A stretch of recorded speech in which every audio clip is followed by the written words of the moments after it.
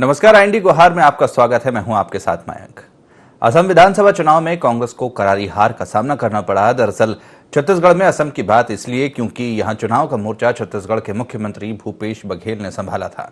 साथ ही छत्तीसगढ़ के सभी विधायक, मंत्री सहित करीब 500 कार्यकर्ता असम में डटे रहे।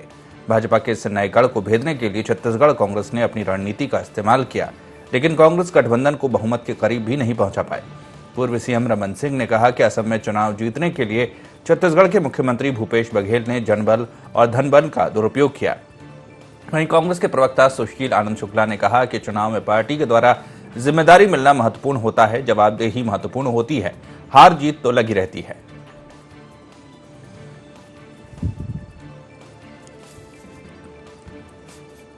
चुनाव में पार्टी के द्वारा जिम्मेदारी मिलना महत्वपूर्ण होता है, जवाबदेही महत्वपूर्ण होती है। मुख्यमंत्री के रूप में, पार्टी के कार्यकर्ता के रूप में श्री भूपेश बघेल को आसाम चुनाव की जिम्मेदारी मिलना महत्वपूर्ण था। पराजय जय लगे रहती है। डॉक्टर रमन सिंह जी भारतीय जनता पार्टी के राष्ट्रीय उपाध्यक्ष हैं। उन्हें आत्मावलोकन करना चाहिए कि भारतीय जनता पार्टी ने एक राष्ट्रीय उपाध्यक्ष की हैसियत से इन 5 राज्यों के चुनाव में उनकी उपयोगिता क्यों नहीं समझी। और यदि नेता के चुनाव प्रचार करने के बाद हार की जिम्मेदारी प्रचार करने वाले नेता पे होती है, तो श्री रमन सिंह जी को नरेंद्र मोदी जी का इस्तीफा मांगना चाहिए कि बंगाल में 22 से अधिक रैली करने के बाद और तमिलनाडु में 8 से अधिक रैली करने के बाद भी भारतीय जनता पार्टी का सुपड़ा साफ हो गया। तो क्या रमन सिंह जी साहस दिखाएंगे कि वे श्री नरेंद्र मोदी जी का इस्तीफा मांगे? छत्तीसगढ़ के मुख्यमंत्री जो इसके प्रभारी थे, छत्तीसगढ़ के जनबल, छत्तीसगढ़ के धनबल का दुरुपयोग करते हुए वहाँ छत्तीसगढ़ में वहाँ चुनाव के अभियान के दौरान असम में असम सरकार के विदाई के गीत गा रहे थे। आज मैं कह सकता हूँ कि ये बड़ी हार जो हुई है, असफलता मिला है। पूरे राहुल गांधी और उसके साथ उसके इंचार्ज भूपेश बघेल ने जो पूरा का पूरा समय भारतीय जनता पार्टी के इस सरकार को हराने के लिए पूरी शक्ति झोंकी, तो आज उसको असफलता मिली है।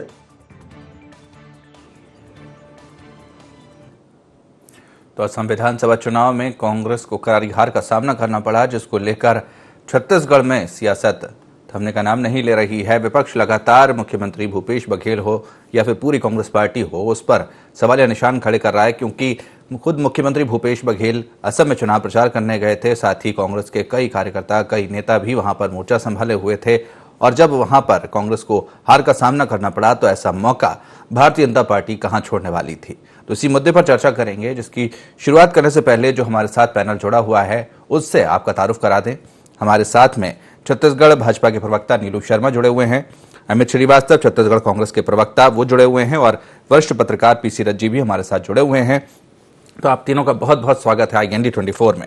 तो सबसे पहले अमित जी, जिस तरह से असम में खुद मुख्यमंत्री भूपेश बघेल डटे रहे, वहां पर चुनाव प्रचार किया, यहां तक कि उन पर यह आरोप लगे कि जब छत्तीसगढ़ में कोरोना संक्रमण बहुत बुरी तरह से फैला हुआ था और उस समय भी वो असम में चुनाव प्रचार कर रहे थे, तो कहीं ना कहीं बहुत बड़ी जिम्मेदारी उनको असम चुनाव की दी गई थी। इसलिए वहां पर काफी समय बिताया, वहां पर चुनावी सभाएं की, प्रचार किया, पार्टी को मजबूत करने की कोशिश की, लेकिन जो परिणाम सामने आए वो उम्मीद के मुताबिक नहीं आए।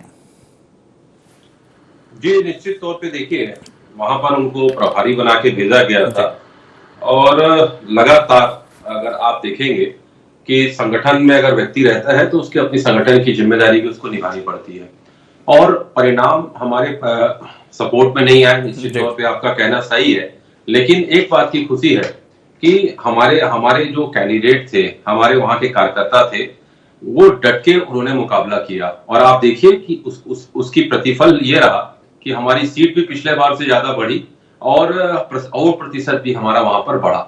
और एक चीज मैं आपको बता दूं कि लगातार जिस प्रकार से हमारी वहां के कार्यकर्ता है, जो हम हमेशा कहते हैं मयंक जी कि कांग्रेस पार्टी को बहुत गर्व है अपने कार्यकर्ताओं पे। हमारी आन बान शान और हमारे पार्टी का अगर कोई प्राण है तो वो कार्यकर्ता है, और हमारी कांग्रेस की सबसे पुरानी पार्टी देश की है, जिन्होंने आजादी में अपनी सहभागिता निभाई। तो हमारे पास एक गौरवपूर्ण इतिहास है, और लगातार एक कैडर जो होता है पार्टी कार्यकर्ताओं का, वो हमारे पास है। हार जीत निश्चित तौर पे लोकतंत्र में होते रहती है और जनता का निर्णय हम सबको स्वीकार है। और यही शायद मुझे ऐसा लगता है कि this is the beauty of our democracy. लेकिन लगातार हमारे लोग वहां पर अच्छा काम कर रहे हैं और डट के जो भी निर्णय जनता ने दिया है उस पर चिंतन बिल्कुल होगा। अमित जी, बिल्कुल आप जिस तरह से कह रहे हैं कि हार जीत लगी रहती है, निश्चित तौर पर हार जीत लगी रहती है, लेकिन आपको नहीं लगता कि पिछले कुछ सालों में अगर बात की जाए तो कांग्रेस पार्टी केवल कुछ राज्यों में सीमित होकर रह गई है जहां पर वो अपने दम पर सरकार बना सकती है? बाकी जहां पर दबदबा हुआ करता था कांग्रेस पार्टी का, आज वहां कांग्रेस कहीं नहीं है, दूसरी तीसरी चौथी पार्टी बनकर रह गई है कई राज्यों की अगर बात करें तो। क्या माना जाए इसको? आज असम में वो मौका था कांग्रेस पार्टी के पास कि वहां पर सरकार बनाई जा सकती थी, बाकी हमने देखा है चाहे बिहार हो या दूसरे कई राज्य हो, उत्तर प्रदेश हो, यहां पर कांग्रेस कहीं नजर नहीं आती। आज चाहे मध्य प्रदेश को छोड़ दिया जाए या छत्तीसगढ़ को छोड़ दिया जाए, आज चाहे राजस्थान को छोड़ दिया जाए, पंजाब को छोड़ दिया जाए, बाकी अगर राज्यों की बात की जाए तो कांग्रेस हमेशा तीसरे चौथे नंबर की पार्टी बनकर रह गई है।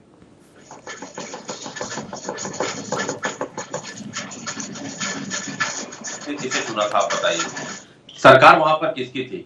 लेकिन प्रजातांत्रिक मूल्यों में जिनका विश्वास नहीं है, जो भारत के संविधान में विश्वास नहीं रखते, जो एक बार नहीं लोकतंत्र को कई बार तार किए हैं, उन्होंने अपने मध्य प्रदेश में सरकार बनाई, जिस प्रकार से कर्नाटक में बनाई, गोवा में बनाई, लगातार आप देख लीजिए। ये कहते जरूर है, जैसे कहा जाता है ना कि कुछ लोग जुगनू की चमक में भी मगरूर हो गए और हमने सूरज की रोशनी में भी अदब नहीं खोया। आप देखिए कि हमारी और भाजपा की जो वैचारिक मतभेद है वो कहां पर है। हमारी सोच है गांधी विचारधारा के हम लोग हैं, गांधी के सोच को मानने वाले लोग हैं, और ये गोडसे की विचारधारा को मानने वाले लोग हैं। एन केन पकड़ इनको अपनी सरकार बनाना रहता है, चुनी हुई सरकार को गिरा के जिस प्रकार करते हैं, शायद हम भले सरकार ना बना पाए, हम नहीं कहेंगे।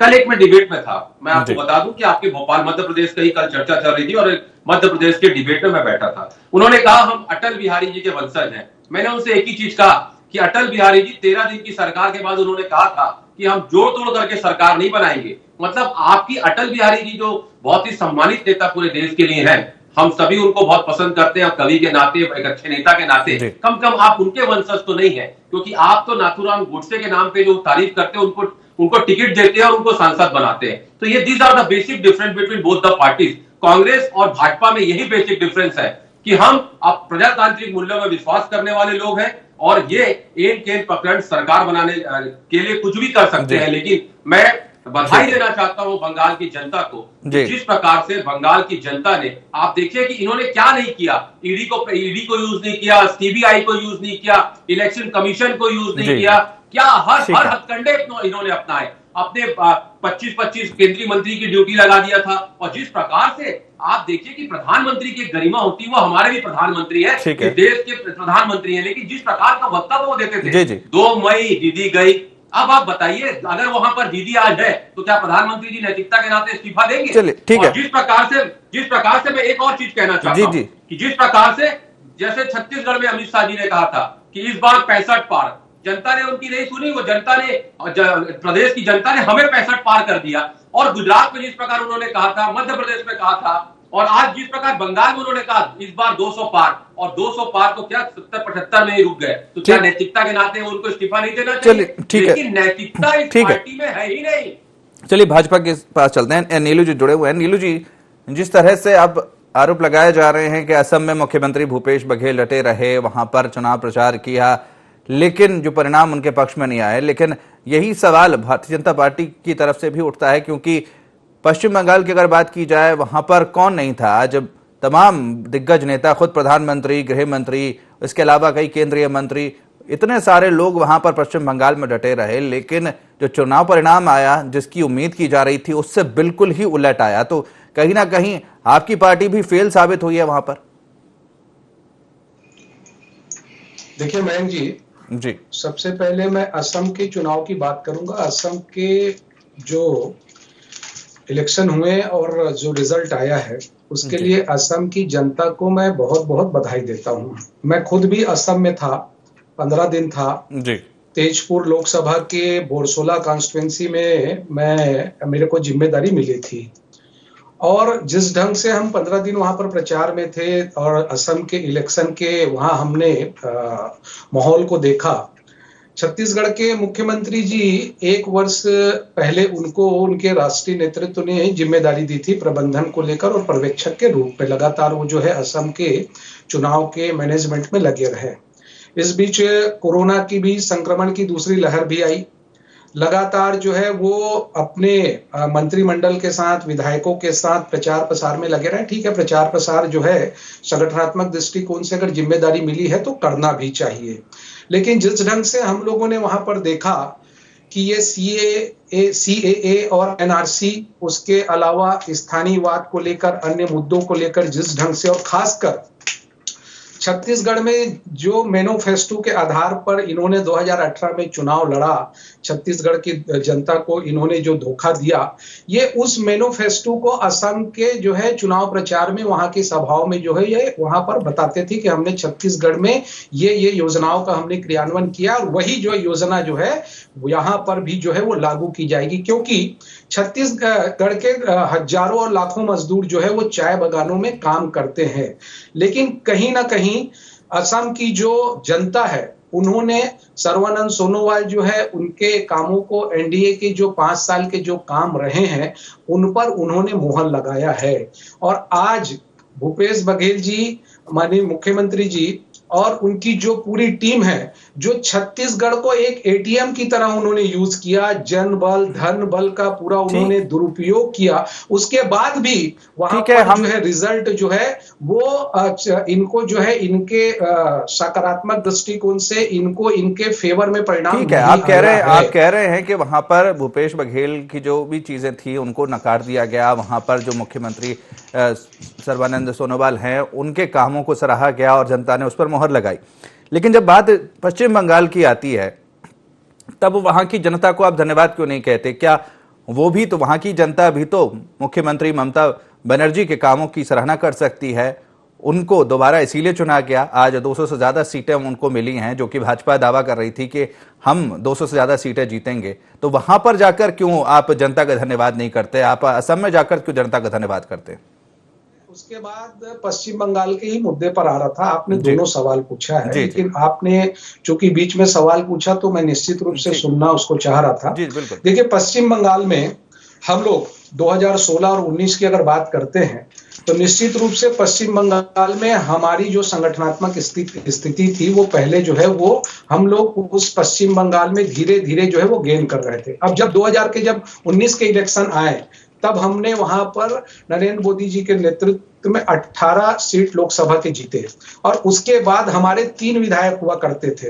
मैं पश्चिम बंगाल के भारतीय जनता पार्टी के कार्यकर्ताओं को, पश्चिम बंगाल की उन जनताओं को जिन्होंने भारतीय जनता पार्टी के 78 उम्मीदवार यानी 78 जो है MLA उन्होंने जो है अपना आशीर्वाद देके उन्होंने चुना।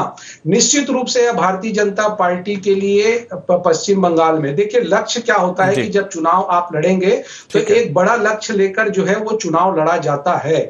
हमारे जो है राष्ट्रीय अध्यक्ष हो, गृह मंत्री जी हो, प्रधानमंत्री जी हो, निश्चित रूप से पश्चिम बंगाल में उन्होंने जो रैलियां की, आम सभाएं की और आज अगर हम 78 सीट लाए हैं तो हम 3 से जो है वो 78 गए हैं। आज हमारे 78 MLA जो है वहां पर चुन के आए। हमारे जो कार्यकर्ता जो बरसों से पश्चिम बंगाल में लगातार काम कर रहे थे, वो हमारा जो संगठन काम कर रहा था, ये उन्हीं का ही परिणाम है। और वहां की जनता ने इसके पहले 18 लोकसभा में भी जो है वह भारतीय जनता पार्टी को अपना आशीर्वाद दिया है। और रही बात आसाम की, तो आसाम में जो है कांग्रेस जो है बड़ी जो है वो विपक्ष की भूमिका में थी इसके पहले, लेकिन कहीं ना कहीं ये जो सपना देख रहे थे कि आसाम में जाकर हम सरकार बना देंगे, छत्तीसगढ़ के वहां हजारों और लाखों मजदूर हैं, हम उनको यहाँ पर जाके यहाँ की मैनिफेस्टो को बताएंगे, तो निश्चित रूप से कहीं ना कहीं जैसे कि आप कह रहे हैं कि जो असम में जो सपना था कांग्रेस पार्टी का वो टूट गया है, जैसे कि आपकी पार्टी का सपना पश्चिम बंगाल में टूट गया है।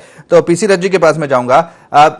पीसी रथ जी, जिस तरह से अगर बात की जाए, कल जो चुनाव परिणाम आए, 2 बड़े राज्य थे जिन पर भाजपा और कांग्रेस की निगाहें थी।